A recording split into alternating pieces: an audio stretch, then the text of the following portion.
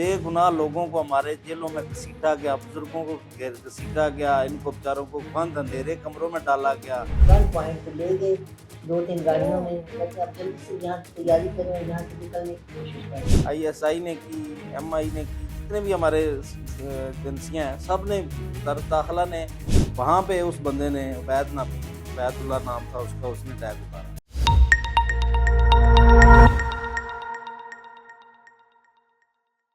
पाकिस्तान समेत दुनिया भर में देखने और सुनने वालों को अस्सलाम वालेकुम। मेरा नाम तैयबा आवान है और आप देख रहे हैं आज की दुनिया। नाज़रीन, हमेशा से एक ही बात कहती आ रही हूँ कि आज की दुनिया में जो हो रहा है और जो हम लोग कर रहे हैं, जो देख रहे हैं, ये नाकाबिले बर्दाश्त है।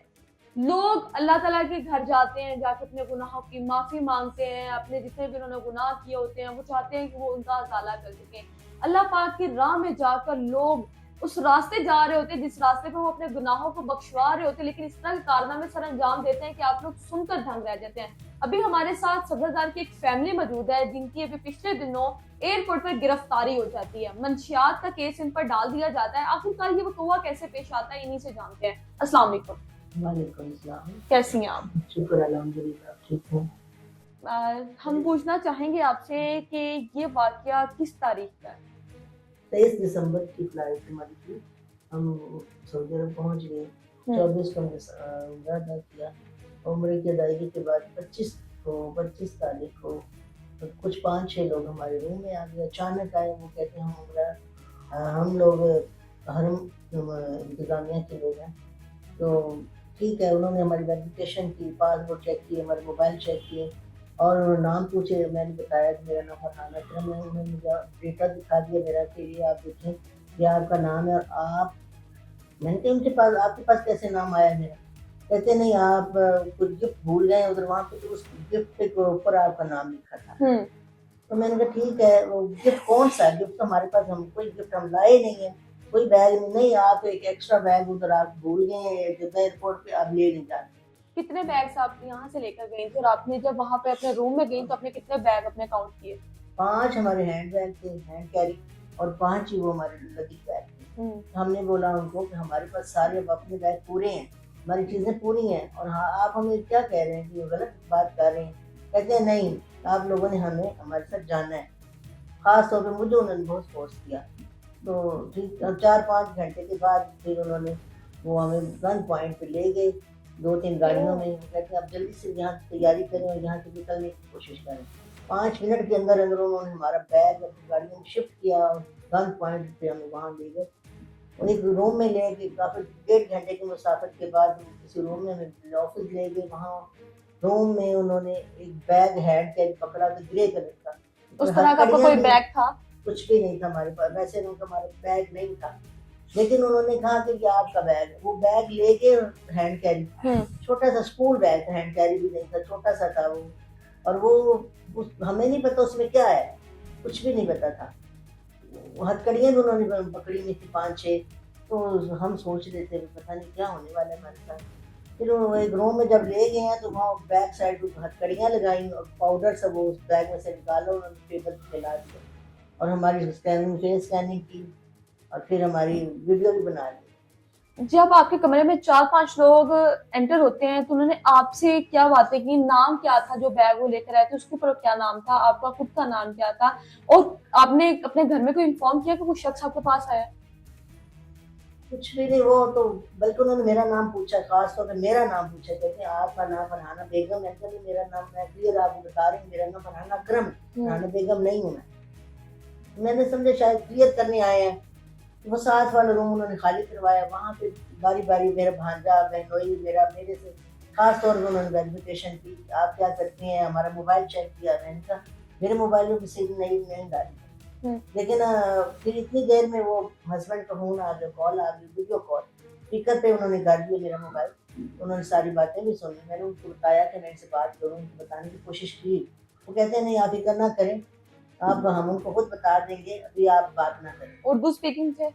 उर्दू, हाँ, ट्रांसलेटर, एक आदमी उर्दू ट्रांसलेटर था और बाकी अरबी बोलते थे, लेकिन वो हमें समझा देते। वो कहते हैं आप हमारी बहनें हैं, आप परेशान ना हो और हम आपको छोड़ देंगे।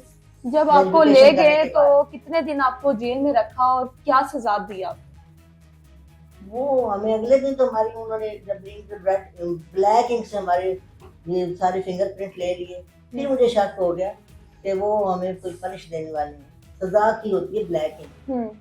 तो वो फिर हमें वो जेल में भेज दिया, हमारे स्टैंप लेके आए, ये हमारी फिंगरप्रिंट लेके हमें जेल भेजा। जेल की बड़ी बड़ी दीवारें थी, हमें जंजीर पहना के ले गए, हाथों में हथकड़ियाँ डाल के ले गए। मेरी सिस्टर जो बिल्कुल चल भी नहीं सकती थी, स्लो स्लो चलती हैं, उनको भी हथकड़ियाँ और ये जंजीर डाली हुई थी, और उनको पाँव इतने स्वेल हो गए थे, और हमें अंदाजा नहीं था कि हमारे साथ ये कुछ होने वाला है। हम तो उम्रा करने के लिए इबादत की। उम्रा आपने किया फिर, और जब आप वहां पर रहीं कितने दिन बाद आपको गिरफ्तार किया गया? एक दिन के बाद ही हमें यहाँ ले गए। उम्रे की एक अदायगी दिन फिर आपने उम्रे की की जिसके अदायगी लिए आप गई थी? एक उम्रा मैंने अदा किया, उसके बाद दूसरे दिन ही वो आ गए थे उम्रा अदायगी के बाद। उसके बाद आपका ये जब किस तरह आप इस केस से निकले, किस तरह आपकी जांच हुई? हम जब जेल पहुंच गए तो वहाँ पे एक बच्ची थी, हम दारो बता रो रही थी, हम सारी इतना शोर कर रहे थे हम लोग, तो सब ने सुन लिया हमारा शोर। वो बच्ची है कि वहाँ पे पाकिस्तानी बच्ची, वो भी 20 साल उसको कैद हो चुकी इसी सिलसिले में। इसी सिलसिले में ऑलरेडी एक लड़की को 20 साल कैद हो 18 चुकी साल थी। की बच्ची थी, हाँ जी, पाकिस्तान में। उसकी भाभी और वो बच्ची 18 साल की, और उसका बहन भाई भी था, दूसरे मर्दों की जेल में था, और उसकी भाभी की एक नौज़ायदा बच्ची भी वहाँ पैदा हुई थी, लाइशुरू, 2 माह की बच्ची थी। वो बच्ची मुझे 18 साल की बच्ची कहती है कि आप आंटी परेशान ना हो, हमें कॉन्टैक्ट नंबर दें, मैं आपकी बात करवाती हूँ, आपसे रब्ता करवा दें। हम लोग बहुत परेशान हुए कि अब पीछे भी घर वालों का कुछ पता नहीं, और हम इधर हैं, कोई उनको पता नहीं। हमारे होटल से भी हमें निकाल दिया गया है, हम जेल में आ गए, तो बहुत हम परेशान। जब आपको गिरफ्तार करके ले गए, फैमिली को कैसे बताया कि आपको गिरफ्तार कर लिया गया? बच्ची ने 18 साल की जो बच्ची थी पाकिस्तानी, वो भी कैद में थी, उसने हमें बताया, कॉन्टैक्ट नंबर उसको दिया, उसने घर वाले, फिर मैंने बात की, तो मैंने उनको बताया कि हम जेल में हैं, और आप हमें जिस तरह भी हो सकता है वकील हायर करें और हमें यहाँ से निकालें, हमें जैसे भी हो सकता है कुछ भी करें और हमें यहाँ से निकालें, अच्छे वाला हम लॉयर करें ताकि वो हमें यहाँ से निकालें। पाकिस्तान आते हुए किन मुश्किलात का सामना फिर आपको करना? 19 जनवरी को हमने वापस आना था, तो उस दिन ये हुआ कि हम एयरपोर्ट आगे तैयारी के साथ आए कि हमने वापस जा रहे हैं, लेकिन वहाँ पे हमें फिर रोक दिया गया, ट्रैवल बैन था, वो कहते हैं आप ट्रैवल नहीं कर सकते। फिर हम वहाँ से वापस आए, फिर घर रब्ता किया, इनसे रब्ता किया, हस्बैंड से, कहते हैं कि ठीक है कोई बात नहीं, आप वापस चले जाएं। हम होटल फिर वापस चले गए, फिर यहाँ पे उन्होंने अरेंज हमारा किया, क्योंकि वो पहले वाला होटल तो हमारे लिए खत्म हो चुका था, बंद हो गया। अब 5 अफराद एक साथ आए? 5 अफराद एक साथ थे, फिर हम 5 वापस गए। फिर जब एक और होटल में हम गए हैं, तो वो हस्बैंड, मेरे जो भाई हैं बहनोई, वो बहुत सब बीमार हो गए, बुखार उनको हो गया, वो बार बार बेहोश हो रहे। हमने सोचा कि बार मैं ही बिल्कुल सही थी, बाकी वो बाकी बीमार हो चुके थे, बुखार हो गया, भांजी को, बाजी को और बहनोई 4-5 दफा बीमार हुए, बेहोश हुए। तो हमने सोचा कि पता नहीं हमारे साथ कोई मुसीबत आने वाली, अल्लाह ना करे उनकी कोई डेथ हो जाए, कुछ मसला बन जाए, कुछ भी हो सकता था। फिर हम उनको हॉस्पिटल ले गए, तो शुक्र अल्हम्दुलिल्लाह उनको कुछ होश आई, बेहतर हो गया। जब हम दोबारा एयरपोर्ट गए हैं, तो मेरे सिस्टर, भांजा, भांजी, बहनोई, उनके सबकी स्कैनिंग हो गई, मेरा सामान भी, यानी सबकी बोर्डिंग हो गई। मेरे हस्बैंड ने बताया कि आपका ट्रैवल बैन खत्म हो गया, आप सफर कर सकते हैं, जाएं और एयरपोर्ट चले जाएं। आपको कैसे पता चला कि ये अब जो है वो गिरफ्तार हो चुकी हैं, और किस तरह आपने इनको बाजियाब करवाया? जी अस्सलाम वालेकुम। पहले तो हमें वहाँ पे जब पता चला, हमने ये मिसिंग जब हो गए ना, इनसे कॉन्टैक्ट ख़त्म हो गया, तो वहाँ पे फिर लोग थे हमारे काफ़ी रिलेटिव हैं, उनको हमने भेजा। हमने कहा होटल से चेक करें, पुलिस स्टेशन से चेक करें, और कहीं भी देखें उनको। 5 लोग हैं और कोई एक नहीं है, 5 लोग हैं, वो गए कहाँ हैं? तो काफ़ी कोशिश के बाद हमें पता चला कि ये जेल में है। आपको कैसे इल्म हुआ कि आपका इनसे राब्ता नहीं हो रहा? कितनी देर राब्ता नहीं हुआ आपका इनसे? 4 फिर दिन। आपने ये एफर्ट की सारी? 4 दिन इनसे हमारा राब्ता बिल्कुल भी नहीं था, बिल्कुल भी नहीं। कोई पता ही नहीं था ये कहाँ है। 4 दिन बाद फिर इनका फ़ोन आया जेल से। पता तो हमें पहले चल गया था किसी ज़राए से कि हमें ये जेल में है। फिर इनका फ़ोन आया तो हमें कंफर्म हो गया। पहले तो हम यकीन नहीं कर रहे थे। मैंने कहा हम जेल में, उनका क्या काम है, बुजुर्ग बंदे हैं सारे, वो कैसे जेल में जा सकते हैं?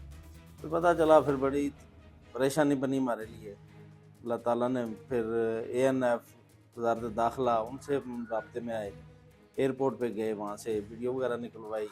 फिर उन्होंने हमें वीडियो ना दी, वो कहते हैं जी जो आपके हैं ना अपने एम्बेसी वाले वो हमें बताएं तो फिर हम आपको देंगे।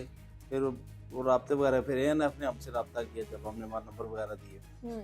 फिर काफ़ी कोशिश के बाद फिर हमें उन्होंने बताया कि हमने बंदे पकड़ लिए हैं जिन्होंने ये हरकत की थी। वो बंदे पकड़े गए हैं जिन्होंने हरकत की थी, जी। वो कहाँ के थे, कौन से एयरपोर्ट के थे? जी लाहौर एयरपोर्ट के थे 3 बंदे, तो 6 जो थे वो स्मगलर हैं, वो हमें जो बताया गया। तो वो पकड़े गए हैं अब अल्हम्दुलिल्लाह, सारी तस्वीरें, फुटेजेस, हर चीज़ ANF के पास हैं।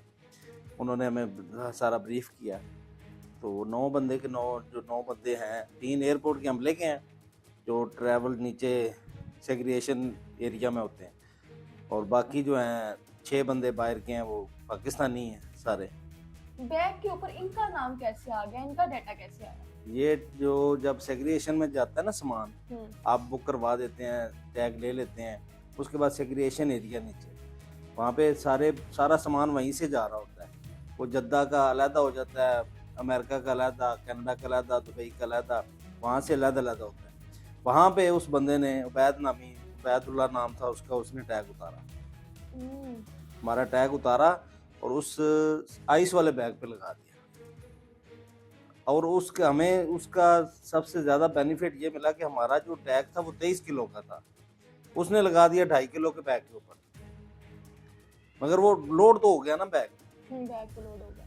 तो इनका बैग जो था वो जब वहाँ पहुँचे हैं तो फिर सारी पीछे से यहाँ इन्वेस्टिगेशन शुरू हुई।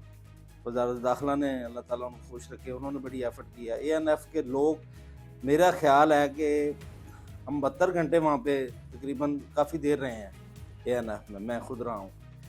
मेरा नहीं ख्याल कि कोई बंदा सोया हो, 48 घंटे तो बिल्कुल भी नहीं सोए ना, कोई बंदा नहीं सोया। बहुत एफर्ट किया उन्होंने, आपकी मदद हाँ जी, की वो और छापे मारे और हमारे होते ही बंदों को लेके आते थे वहाँ पे।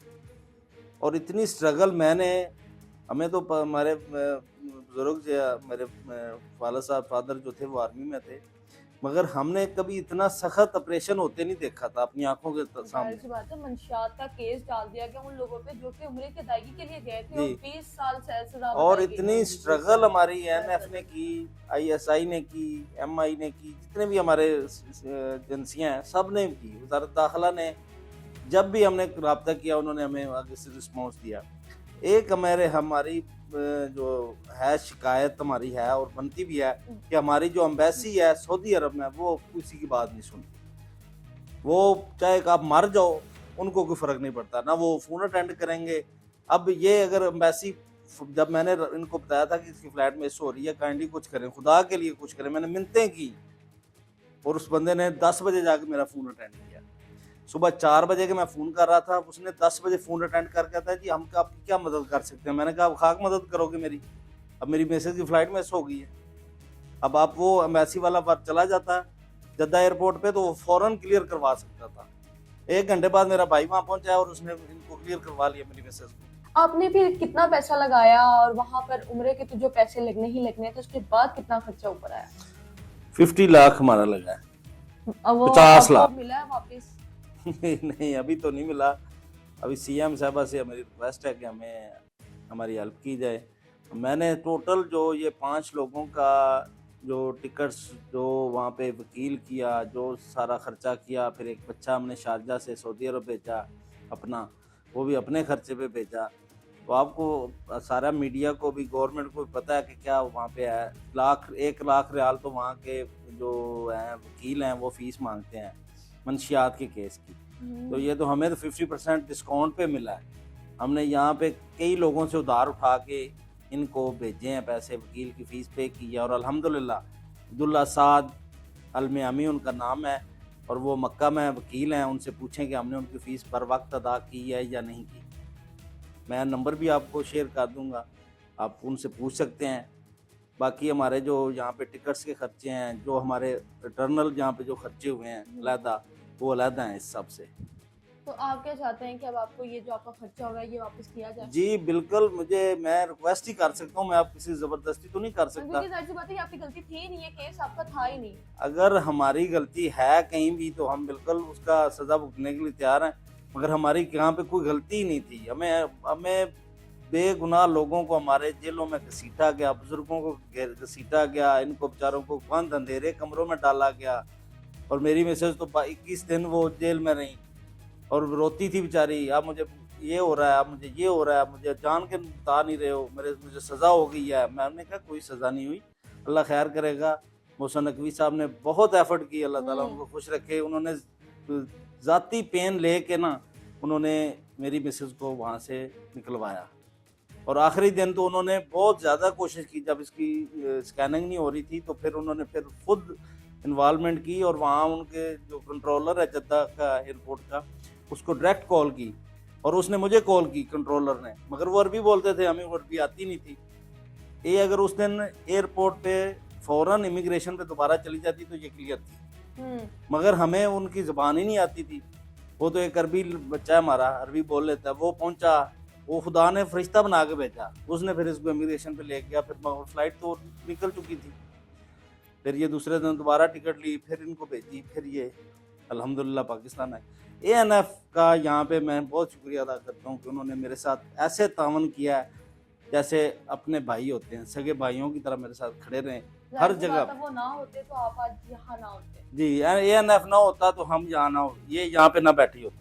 नाज़रीन ये देखें, ये वो फैमिली हमारे साथ मौजूद है जो कि इतनी बड़ी सजा से बच कर आई है। अल्लाह पाक ने उनको एक नई जिंदगी दी है। हम यहाँ पर टारगेट करते हैं उन स्मगलर्स को, जो स्मगलर्स इस तरह के मासूम लोगों का फायदा उठाते हैं। इन्होंने बताया जैसे बकौल इनके कि काफी लोग वहाँ पर मौजूद थे जो कि इसका शिकार ऑलरेडी हो चुके थे। तो हमारी गुजारिश हमारी हुकूमत से है कि वो एयरपोर्ट की सिक्योरिटीज को सख्त करें ताकि इस तरह के कई लोग बच सकें। आज का प्रोग्राम कैसा लगा कमेंट सेक्शन में लाजमी बताएं। इसी के साथ अपनी मेजबान तैयबा आपको दें इजाजत। अल्लाह हाफिज।